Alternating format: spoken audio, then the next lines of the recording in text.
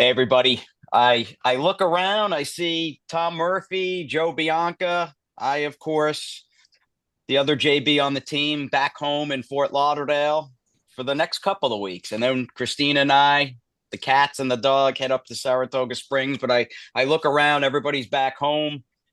Joe's in Brooklyn, Tommy M home in Louisville. Very grateful.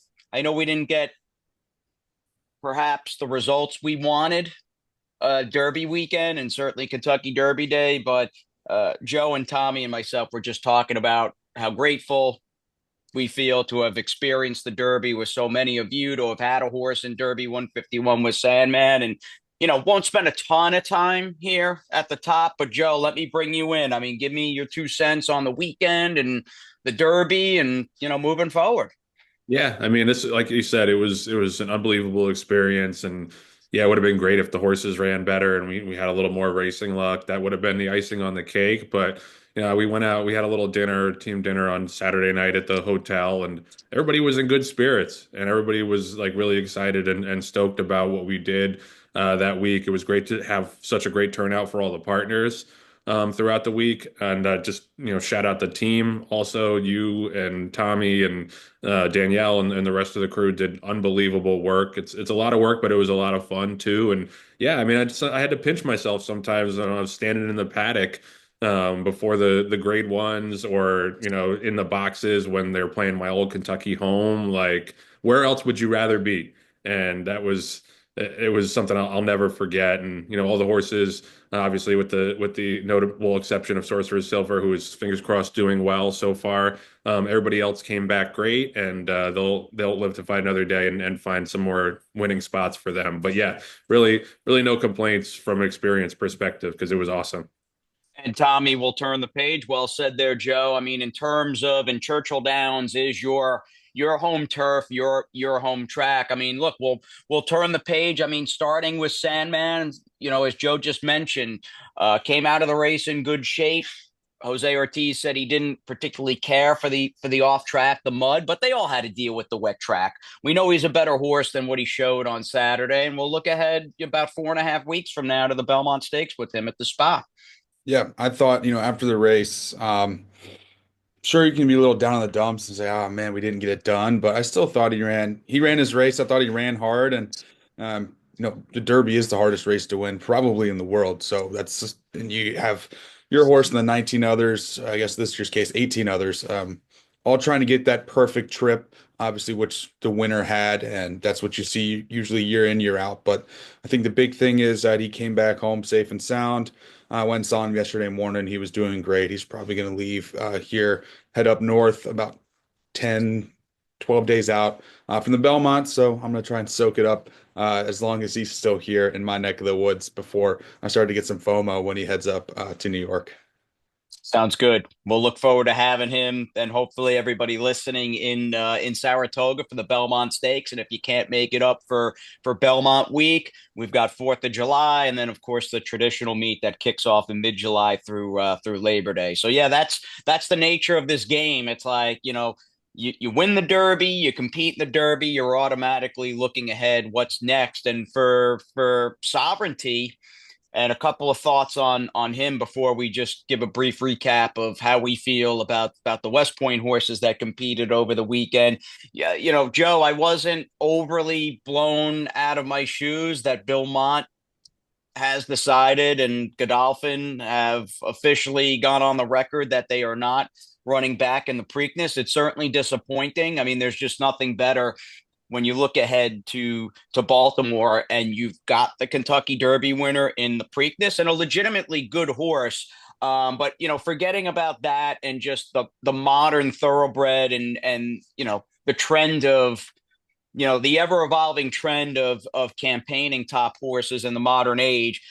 I was pretty pleased. If it wasn't us, I'll tell you, I have no qualms with the great William I. Mott, winning the Derby for the second time in his career. But as everyone was saying, post race, his first Kentucky Derby, crossing the finish line first. I mean, he did a phenomenal job with Sovereignty, and I go back to how we all really like that horse's win in the Fountain of Youth, and in hindsight, I think Bill Mott probably took his foot off the gas pedal a little bit heading into the Florida Derby, knowing the horse had enough points to get to the first Saturday in May. Yeah, and I thought it was a just result on Saturday. I thought the three best horses that day ran one, two, three. I didn't see any like huge trips. Like I know Burnham Square had some trouble, but overall, considering 19 horses and a sloppy track, I didn't think that there were any of these like screaming bad trips. So I thought the best three horses ran one, two, three. And yeah, it's great for Bill Mott because no matter what you say, it's not the same getting elevated via DQ into a Derby win. To be able to cross the wire first with clearly the best horse, is a fitting result for a guy who's not going to force his horses to get to this place. He lets the horses take him there, and that's what it feels like such a natural thing for this horse to give Bill Mott his first, I would say, real Derby winner. And I'm really happy for Junior Alvarado too, because he's a guy who's dealt with a bunch of injuries. He's had really bad injury luck, and he gave that horse a great ride. Really good dude. So it was really cool. Like obviously we wanted to win, but not too mad about Mott and Alvarado getting those roses. Absolutely.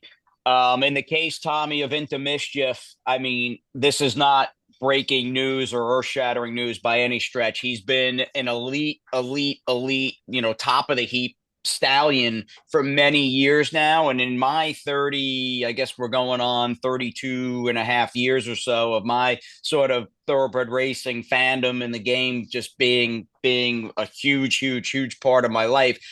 I haven't seen too many stallions reach the level of an Into Mischief, and I mean his third Kentucky Derby winner. I mean that you're in like rarefied air. Going forward, do you think the connections of journalism opt to run back at Pimlico? Yeah, that'll be an interesting one to see just because of this year not having the Derby winner there. A lot of the times I always feel like the Derby winner goes to the Preakness and everyone else that ran in the Derby will bypass and say, all right, let's pass here, go to the Belmont. But with the Derby winner being out, I think that opens up the door for a couple of horses that ran all right in the race that are going to look to try to basically steal the middle jewel of Triple Crown, knowing that the Derby winner isn't going to be there. But I, with McCarthy and journalism, it's hard to say if I think if he'll run him back. And, either way, I wouldn't be surprised. I think you can make the case both ways. Seeing that, I thought he ran great in the Derby.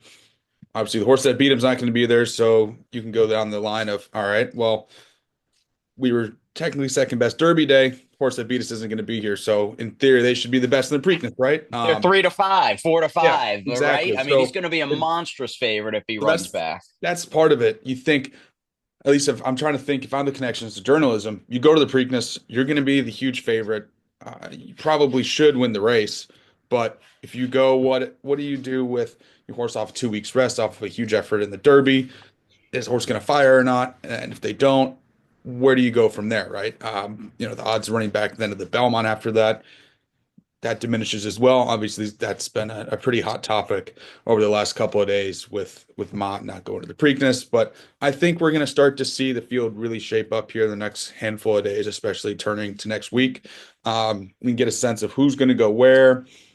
And in today's day and age, a lot of people will, tell you what race they're going to plan for and then kind of backtrack there. And so is the Preakness going to be part of that for any of these horses? I think a couple yet to be seen, but it'll be still interesting to see how it plays out. But Preakness Day is still always one of my favorite cards in general. Every year, it's a card always seems to deliver.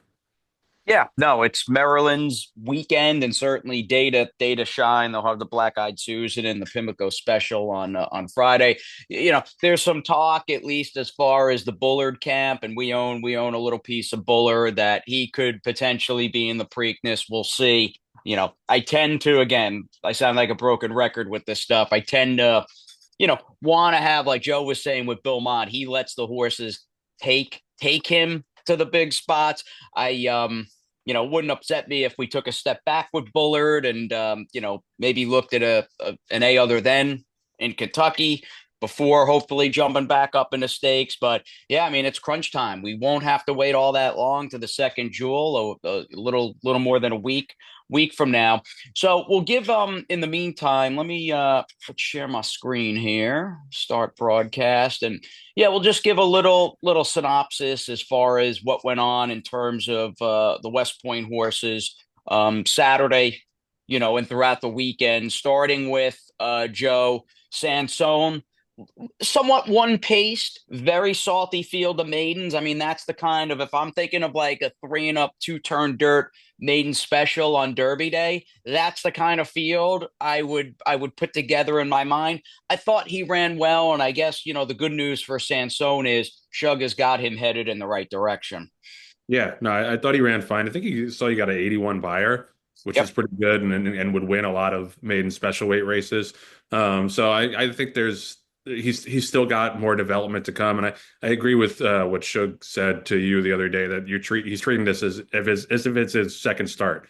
The first start was a total disaster. Didn't lift up his feet at all, and obviously had an injury that was bubbling up. So, if you look at it that way, you ran like a 75 buyer first time out, 81 buyer second time out. You're pretty excited about a horse like that. And, especially Midnight Bisou, half sister, got better as she got older. So I think there 2 turns, mile and an eighth at Saratoga would be right up his alley. Jason, you mentioned there's no mile and an eighth race like that on Belmont Week. It's crazy. How is that possible? Like even in a greater discussion that there's no mile and an eighth 3 and up maiden special weight at Saratoga the week of the Belmont. Because even looking further down the line, would it be so incredulous that you might have a potential maiden, mind you, but a horse that could wind up developing into like a Curlin or Travers starter? I Yeah. don't think that's so nuts. No, that makes no sense to me. But yeah, I think a mile and an eighth, 2 turns at Saratoga would hit him right between the eyes. If it's not during Belmont Stakes week, maybe we find one at Aqueduct here and get him to graduate. But yeah, I'm still super high on him. I think he's got a lot of talent. He's still got a little bit of maturing to do. And I thought in that race, I wish he had gotten off the rail a little sooner. It didn't seem to me like he loved that muddy kickback. I thought once he Mhm. finally got off the rail, like around the eighth pole, he put in a good run to get up for third. So I think circumstances, if he's off the inside a little sooner, maybe he runs second, maybe he gets like an 85 or something buyer. I still think he's a stakes horse, and I can't wait to see him develop this summer. Hey, fair enough. Moving on, really tough situation with Sorcerer Silver, and of course, all of us, the team, everybody, sending him our best. Surgery went well, and the most recent update we got is he's doing well, a lot brighter than he was the 2 preceding days, and he's walking on the injured limb. So again, our best to Sorcerer Silver. We also had Yinzer, Tommy, in that race, and not really sure what you do with Yinzer now, whether you give him a little bit of a freshening. Do you try turf with him? I mean, if you're calling the shots with Yinzer off and he was a big price, and it was a tall order on paper, but he ran a distant eighth. I mean, what do you do with Yinzer in the near term if you're quarterbacking? Yeah, I think in the back of my head, it's kind of I always thought of it for him, but I think maybe giving him a go on the turf. Obviously, Twirling Candy, they seem to love the grass. So why not take a shot there? Now, I know Tommy Bellhaus has said it a lot, that he thinks he could be the second coming to ring weekend. So I think start to look a little bit around, see if we can get him on the grass and see how he takes to it. You never know until you run on it. And out of that effort, I just wasn't very impressed with him there on the dirt. So I just think that it's time for, if it was me calling the shots, for a little bit of change of scenery, get him on the lawn and see how he's able to take to that, and then and go from there. Okay, pretty lucrative guys. Just overall schedule for 3-year-old turf horses. And although Maui Strong isn't at this point anyway as good as say a Zulu Kingdom, who's not the second coming of Kitten's Joy, and I say that respectfully. Maui Strong wasn't ultimately disgraced or beaten by a pole at a big price in the American turf. I mean, he's a horse, Joe. I would not and again, you're going to have ample opportunity. And I don't have the entire East Coast or, East to Midwest 3-year-old turf stake schedule in front of me for the next few months. But, I guess my knee jerk reaction is I wouldn't be ultimately afraid to run him back in the right kind of stake race against 3-year-old turf horses, even looking a month, 6 weeks, 8 weeks down the line. Yeah, I mean maybe the Audubon or something like that, but he is 1X eligible. I wouldn't mind giving him a shot in a one other than allowance, just to give him a little bit of a confidence booster. I thought he was a little too far back in that race on Saturday, and whatever the turf condition was listed as, it was definitely a little slippery, a little wet. I still think he's going to be a graded stakes winner, if not a grade one winner. I just think like circumstances are such that he hasn't been able to produce his best effort. He was too close to a fast pace in the Transylvania and still ran a really good third. And then the other day, like I said, I just think he was too far back to really make any kind of impact. I would put him in a one other than, maybe at Churchill in June, and then kind of hopefully he gets that breakthrough win, and then we regroup and then we send him back in the stakes company this summer at Saratoga. Sounds like a plan. I mean, in terms of heading back into stakes company, it will be a title defense for Vava. Sounds like that is the plan as of Thursday, May the 8th at 10 to 10 Eastern time in the morning here, with Cherie saying, you know what? I've seen enough in terms of just how Tommy Vava came out of a disappointing, down inside, chasing inside kind of trip in the Derby City Distaff. And Cherie is on the record, at least with us, saying, you know what, we're gonna press on, and we're gonna run her back and try to win the Chicago Stakes later this spring at Churchill for the second consecutive year. But man, oh man, you can really draw, and she's top class, but there is a dividing line in the sand, so to speak, where you have her races up through her win last year in the Chicago. And not that she ran terrible on Travers Day, but I mean, the Vava we've seen in her last three starts has not been the Vava of last spring and then some. Yeah, no doubt. And I think that's why I like going back to defend the title in Chicago. This is the field that we shouldn't see again in the Chicago. And looking top to bottom here, this is one of the best fields that we saw at Derby Day. And I think it was always going to be a tough ask for her to come off the layoff and be able to repeat her title here in this race. But I think getting her back to the Chicago here in Louisville, about when is that race? June. So about a month or so. So it gives her a little bit of time. And now that she's come off the layoff, so I'm looking forward to hopefully seeing the Vava of last year that won that race in pretty dominant fashion. So look to get her back to her winning ways. But you look at, I just keep going back to this race. I think this race and the Church Showdown Stakes were both just absolutely loaded top to bottom, and it was such a tough spot for her. But I'd be really happy to see her get back to her winning ways in the Chicago, which is now a grade two, which I would imagine her winning last year maybe had a say in getting that elevated to grade I three. didn't realize that they elevated it to a grade two. Absolutely, yeah. I think she probably was the main factor of it going from a grade three up to a grade two. Integration, guys. I mean, it's kind of, and look, it's the way it goes in terms of the game, especially when you're running consistently every few weeks against grade one competition. No one's gonna just hand you a grade one victory, a trophy, a big six-figure purse. But again, his Turf Classic run, Joe, was a race where just very little went right for him in terms of just getting buried inside. And Dettori told Chug after the race, like, he's like, I never had a chance to let him run whatsoever. Yeah, it's beyond frustrating at this point. Like I feel like he's the unluckiest horse in racing. He looked loaded in the stretch, just had no place to go. Never got outside. Tried to go back inside, got shut off there. Man, like he came back okay. I saw him yesterday at the Belmont Barns. He tries every time. He's still got a 96 buyer, even in a I race where know. he gets a run I in the know. stretch at all. Like what on earth do we have to do to get this horse a grade one win? Hopefully this summer in the Arlington Million. But Yeah, he shows up, he tries hard every time. He just needs a little bit of racing luck one of these times. And good runs. I mean, racing luck, probably the wrong category for Carson's run and Gallon of Rush, who were both clear cut second best in their 2025 unveilings. Gallon of Rush was second Saturday behind a L&J Foxwoods horse who was 1-5, got loose and just galloped away. But I thought ultimately it was a good tightener, good race, some more graded stakes placing for Gallon of Rush in her seasonal debut. And then we were all huddled around, guys, in the paddock. Actually, it was before the integration, before the Turf Classic, the integration race. Carson's run, Tommy, I thought finished up full of run.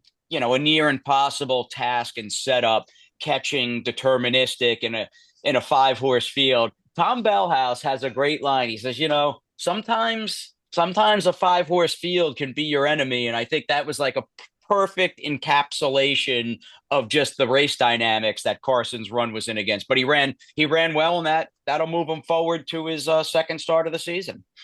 Yeah, no doubt. And I think gonna piggyback off of your quote of Tom Bellhouse, 5-horse field when Hmm. it like Carson's run, who likes to have a little bit of pace to run at and make that one big run. When there's just one horse really up there dictating that pace, it's really hard to run those horses down. But I think for him getting this race under his belt off the layoff was awesome. He's valiant in defeat, and like you said, I think just second best on this day. But we know what he's capable of, and I think he's got another big year ahead of him this year. Now, Heather texted me after Cajun Gold ran third on Saturday at Gulfstream. I thought when he made the lead, we were going to be pretty tough in terms of just wiring the field, but he got a little tired. She still thinks he's a work in progress. Physically doesn't have him quite. I mean, he was certainly ready to run and needed to run, and he'll move forward off that. But I think looking at the horse physically, she feels like there's still there's still some runway. Like he can be better, and he will be better than his debut against Florida Breds on Saturday. So that makes me optimistic. He can, slowly but surely put things together and be a fun summertime horse for us. And then Joe, wrapping things up on what turned out. Again, no one's just gonna hand you graded stakes wins. It was a wonderful weekend in many respects, but also a pretty tough and trying weekend as far as just the race results went. And I was hoping, like the rest of you, we'd have at least a little, feel good moment there with Don't Look Back at All in her 5-year-old debut, but she evidently bled in the license fee, and IRAD just basically wrapped up on her. You were there. No, you weren't there. You were traveling, but it was on your home turf course at the Big A. It sounds like, though, thankfully, she's come out of the race in pretty good shape, physically speaking. Yeah, no, she's sound, and that was really worrisome just because, she is the kind of horse who shows up every single time. Like she might not win, but she's not and I'm not obviously not denigrating Vava because she's a superstar, but my Vava will throw in a clunker and it's like, well, she just didn't feel like doing it that day. Don't Look Back at All. It's not like that. She lays it down every single time, and to see her back up like that, I think everybody was rightfully worried, like something was seriously amiss. Obviously she bled, so that's not insignificant, but I'm glad it wasn't worse than that. It wasn't anything structural. Hopefully that's just a one-time thing because she's all out of condition, so she's going to run in stakes races going forward, and you obviously can't run on Lasix and stakes in New York. So hopefully that was just a one-time thing. Listen, at the end of the day, she owes us nothing. She's been awesome, awesome, awesome, especially for the price that we got her for. So if it turns out that she's just not the same horse this year, we'll hang up our tack and call it a career and probably sell her at November. But I do hope that she's able to bounce back and give us one more fun summer up at the spot. I hope so too. Speaking of fun, we've got a handful or even over a handful of entries over the next few days. Castle Run goes tomorrow. He's an AE later today at Churchill, but he's got post 3 at 10 tomorrow at Churchill Downs. I know Enrique, who's wound up becoming a pretty good buddy of mine. He's one of Cherie's, key assistants. He loves this horse, favorite horse or one of his favorite horses in the barn. So he's pretty excited to see Castle Run back healthy and sprinting on the turf. Good luck to Wrighton in his New York bred debut on Saturday. We've got Zverev, who's going to try to grind through that two other than allowance condition. And then, guys, I mean, the two stake starters this weekend at Superpowers running on a Sunday down in Maryland. But the two stake starters, Joe, we got Pascaline and Final Boss. I guess you'll be at the Big A with Wrighton on Saturday, right? Do you have any plans to head down to the Jersey Shore for him? I mean, it depends because we're supposed to get a lot of rain here on Friday. So if they, excuse me, if they are off the turf on Saturday at the Big A, might be able to take a ride down to Monmouth to watch Pascaline, and that's a very, very winnable spot for him. I don't know if you looked at the field, but he should be favored or close to it in there. And then it's great to get Final Boss back on the West Coast too. You know, he's a stakes winner, nice horse for us. Not a superstar, but a nice enough horse who can win some minor stakes, and good to get him going again out west. With a great name. With a Yes, great best name name, There dude. it in Yep, the is. yep, stable. yep. No, that's my boy, Final Boss. Named him. Proud that I named him. And yeah, great to see him back in the entries. And best of luck out on the West Coast at the great race place in the Siren Lure Stakes. So we'll wrap up. Want to thank everybody again, the team, our partners, our horses. It was a fantastic few days. In Louisville, there's just nothing like the Kentucky Derby. The word that keeps coming up, aside from just, grateful and blessed and all that stuff and gratitude, I mean, that race, guys, it's just an American phenomenon. There is no other, as much as we love the Breeders' Cup and Saratoga and Keeneland, you can go right down the list, right, Joe? I mean, there is nothing quite like the Kentucky Derby. I mean, you could see it like in the ratings get better every year. The attendance is always strong. The handle gets better every year. You're right. It's a unique phenomenon. I wish we could capitalize on it and like build up the attendance and the handle for some of our other big days. But yeah, it's awesome that everything stops in America pretty much on Derby Day and everybody's paying attention.